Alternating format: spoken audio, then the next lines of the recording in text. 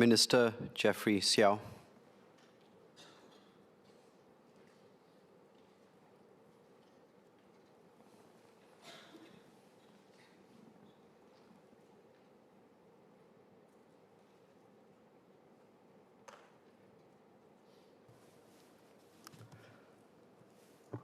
Mr. Deputy Speaker, let me begin by first thanking Ms. Tin Pei Ling and the members of her Government Parliamentary Committee for Transport who have filed this important motion. I also thank members of this chamber who have spoken so far for the wide range of ideas that have been expressed. While I may not be able to respond to every idea individually, the Ministry of Transport will take back all of the suggestions and consider them seriously. Now, typically when I'm at this podium, I'm speaking about local transport issues, and no doubt I will continue to do that, such as the life of the Transport Minister. Local issues are important. We recognize that transport touches the lives of every Singaporean, whether one drives, walks, or cycles, or rides. But today, Ms. Tin and our colleagues are asking us a different question: to consider the economic impact of transport, which cuts to the heart of how our country makes its living in a changed world. Transport is one of the largest economic sectors. It contributes about 1/10 of our GDP and 7% of our jobs. Good, steady, high-paying jobs held by Singaporeans who keep people and goods moving by air, land, and sea every hour, every day. But the worth of this sector goes far beyond GDP and jobs. Transport is the foundation on which our economy is built. Where others might have seen a sleepy fishing village, the British looked at our deep harbour and saw a gateway to seaborne trade. Today, our world-class airport and seaport connect Singapore to every major market on the planet. Through them flows trade, many times the size of our own economy. And this foundation is how Singapore was able to build everything else: an advanced manufacturing base, a high-value services hub, and a young but growing engine for startups and enterprises. At this year's Committee of Supply, I set out 3 directions for our transport sector: to be globally oriented, future-focused, and people-centric. This remains our North Star, and it is how I will frame my response to the motion. I will focus on MOT's overall strategies, and SMS Sun Xueling and MOS Baey Yam Keng will share more details on specific initiatives afterwards. Let me begin with the first direction, that the transport sector must be globally oriented. As more than a few members have already observed, competing in today's world has become far more challenging. Just this year, the Straits of Hormuz was closed for almost 4 months, upending global energy and supply chains. And the disruption is not yet fully behind us. There were even suggestions from others that countries could levy tolls for passage, as though the right of transit passage guaranteed under the UN Convention on the Law of the Sea simply did not exist. For most countries, these are distant headlines. But for Singapore, this is existential. We depend on a rules-based international order, one where every nation, large or small, operates on the same terms. And this is why Singapore spoke up on Hormuz, because if the rules can be broken there, we worry they can be broken in the Straits of Malacca and Singapore too. And what is done on the seas can also be done in the skies above us. For a country that lives by its connections, these rules are a matter of survival. We know the world has changed. In November last year, I was in London for the Assembly of the International Maritime Organization. Meeting after meeting, one topic was raised: the IMO Net Zero framework. Singapore and many others had labored over this sustainability framework for years, and it originally had the support of the majority. But at the 11th hour, the vote was suddenly derailed by intense lobbying from a small number of countries. What troubled people was not so much the outcome that the vote would be delayed for a year. It was a deeper question. Does might make right? If a few powerful countries could arm twist others and override a deal that was thought to be settled, then what does this mean for the future of the rules-based international order? What does this mean for countries that depend on this to prosper? Now, one might draw from this a bleak conclusion that international organizations like the IMO have lost their relevance. This is not our view. When institutions come under strain, that is precisely the moment that a country like ours must show up to bridge divides and to forge consensus on what matters. Singapore speaks our mind, not only on our own interests, but on what we believe to be right for the world. And other countries listen. In the council elections for the IMO and for the International Civil Aviation Organization last year, Singapore received the highest number of votes in our category. We may be a small country, but we are not a spectator. So I agree with Ms. Tin Pei Ling and Mr. Sharil Taha that we must continue to strengthen Singapore's role as a global thought leader in transport. Singapore must do our part to shape global rules and standards so that they continue to work for small countries like ours. Our presence in international organizations is only one part of our global orientation. Our connections are the other. Singapore has built a web of agreements around the world, air services agreements, green and digital shipping corridors, and many more. These agreements open doors to help explain why our airport has flights to over 170 cities today, and our seaports have connections to more than 600 other locations. This is why our transport companies like PSA, CAG, SATS, and SIA are able to grow overseas and operate global networks. We will deepen these links and build new ones with like-minded partners bilaterally and multilaterally.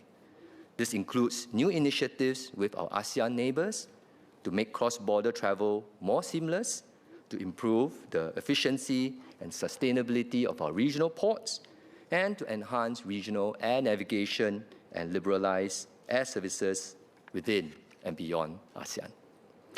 Next year, when Singapore takes on the ASEAN chairmanship, we will have the opportunity to advance these projects and more to bring our region closer together.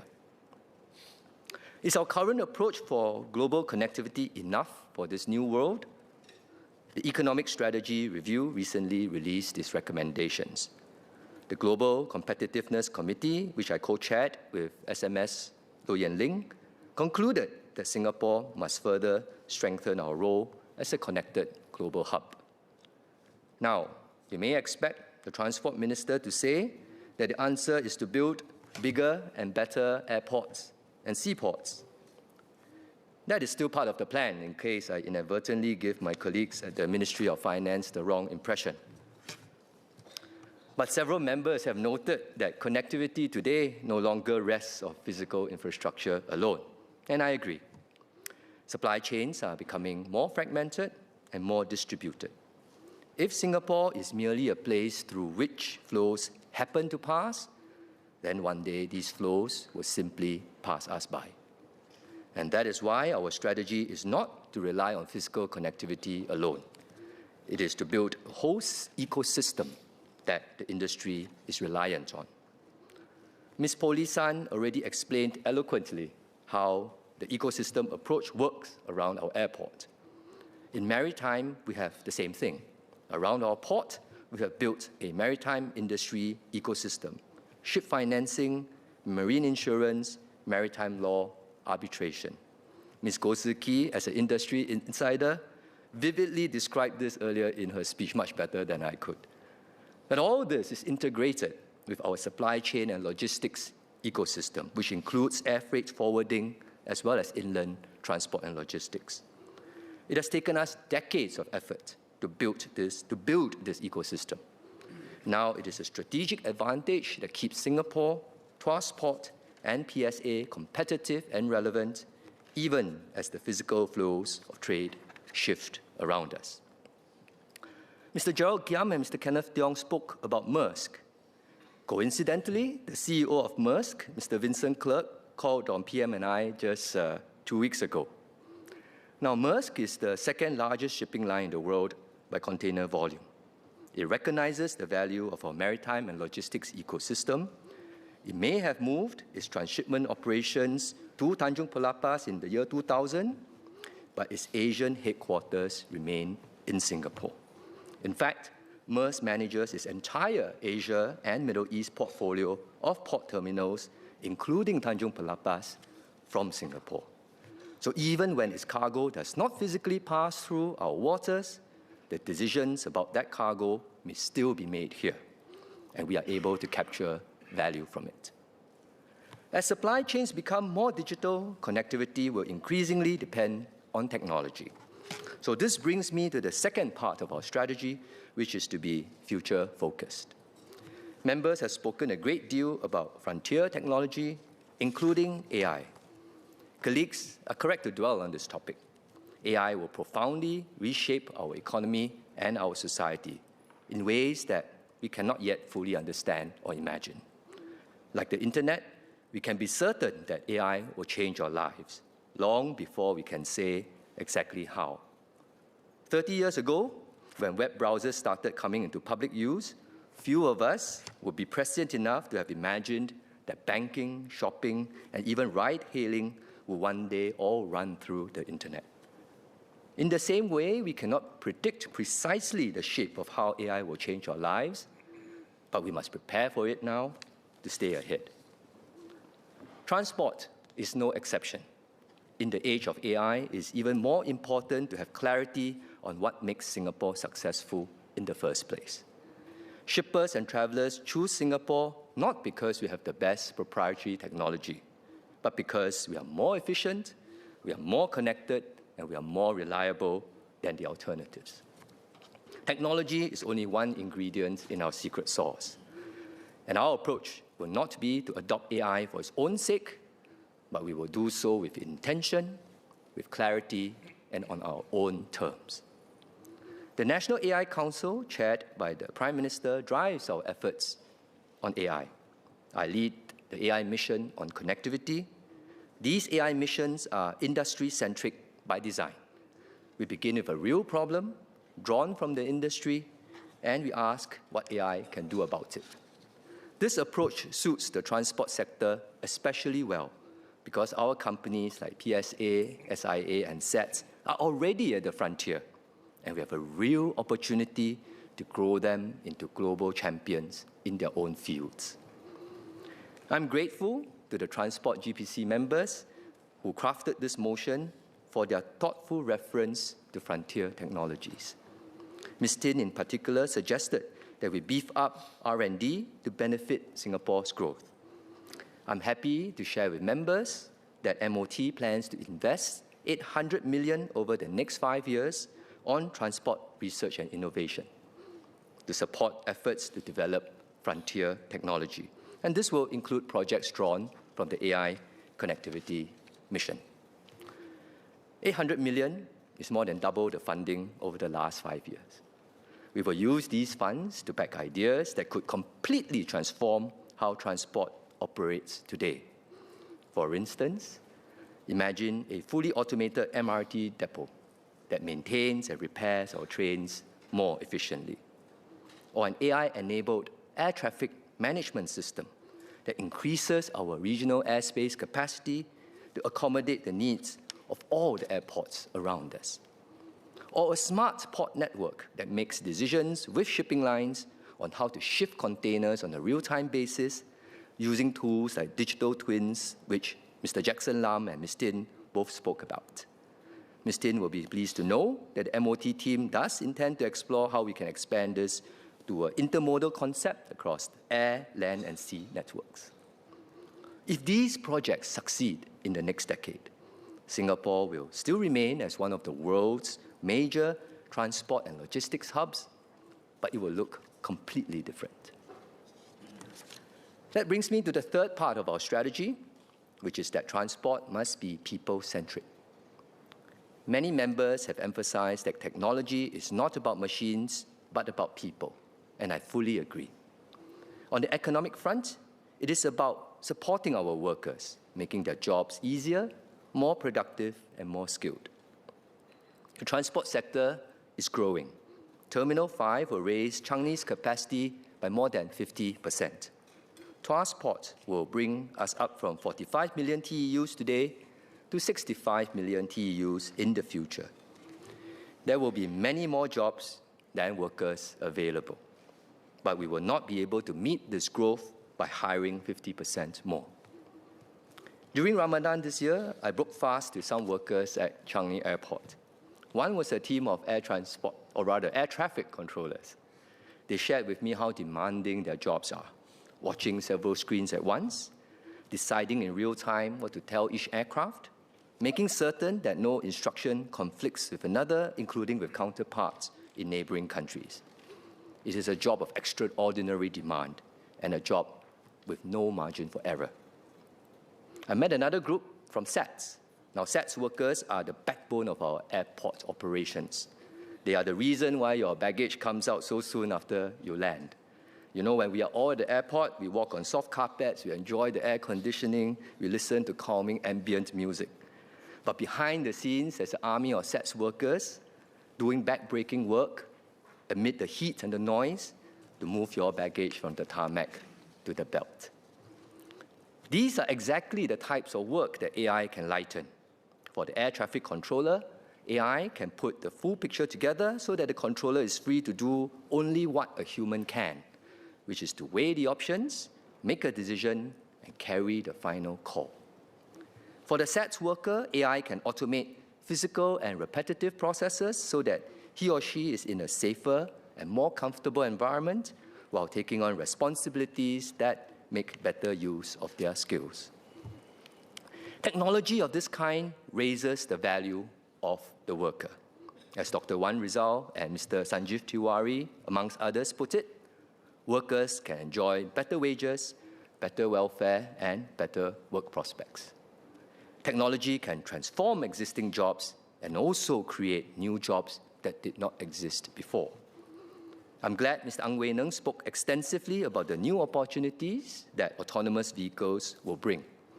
These opportunities are precisely why my ministry has been preparing for autonomous vehicles at the airport, at the seaport, and also on our roads. Recently, I gave out scholarships to children of Comfort Delgro's driver partners. I met many proud parents, many of whom have been taxi drivers for more than 10 years. We chatted about what their children were planning to study: engineering, computer science, finance. All of the parents had one thing in common. They wanted their children to do better in life than they did. I shared with them the new and exciting jobs that autonomous vehicles will bring: software developers, robotics designers, vehicle engineers, and so on. Jobs that many of their sons and daughters would love to take on.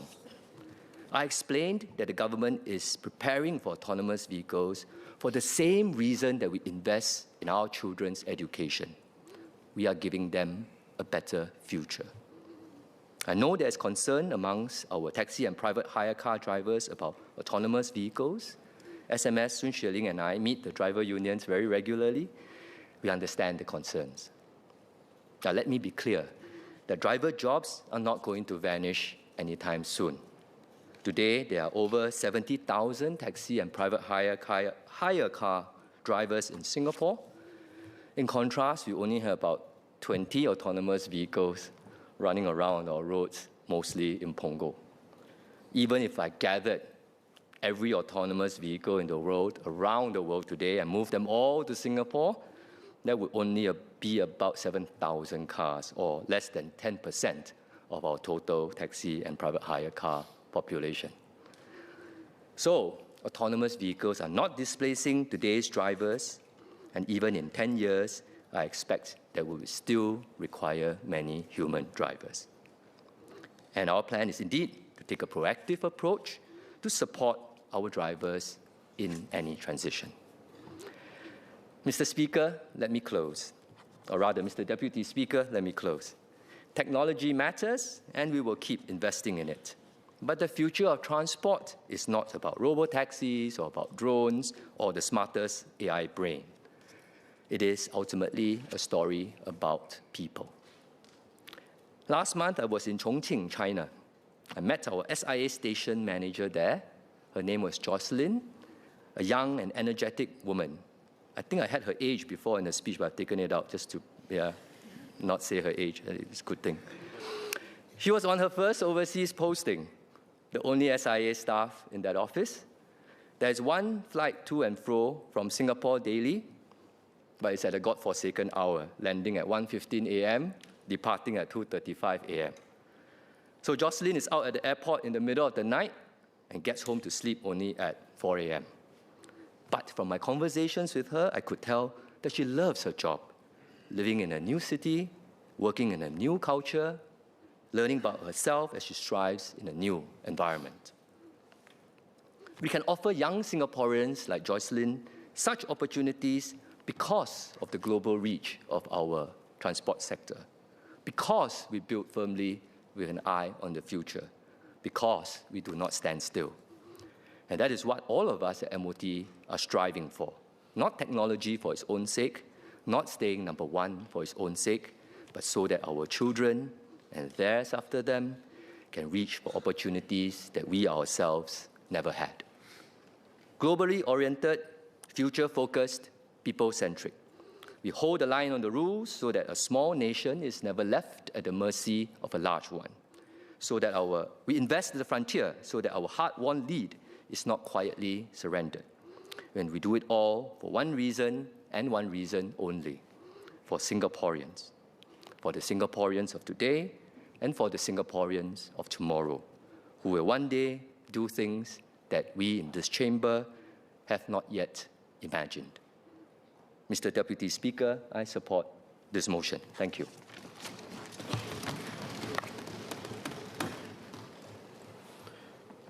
No clarifications for the Minister, in which case we'll move on.